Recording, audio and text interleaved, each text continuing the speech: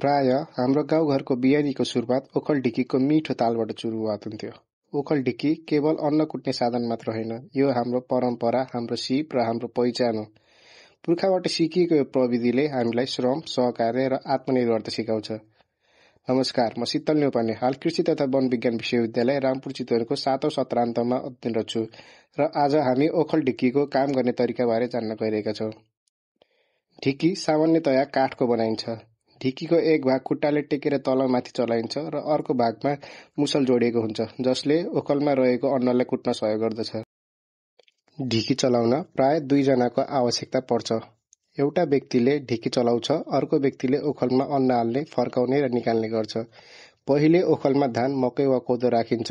ढिकी चलाउँदा मुसलले ओखलमा भएको अन्नमाथि प्रहार गर्छ र बिस्तारै अन्नको छिल्को छुट्टिँदै पिठो तयार हुन्छ।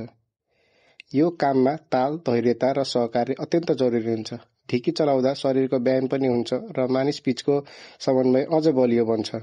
आज आधुनिक मेसिन आएका छन्, तर ढिकीको ठक ठक आवाजले अझै पनि गाउँको सम्झना दिलाउँछ। यो केवल प्रविधि होइन, हाम्रो संस्कृति र आत्मनिर्भर जीवनशैलीको प्रतीक हो।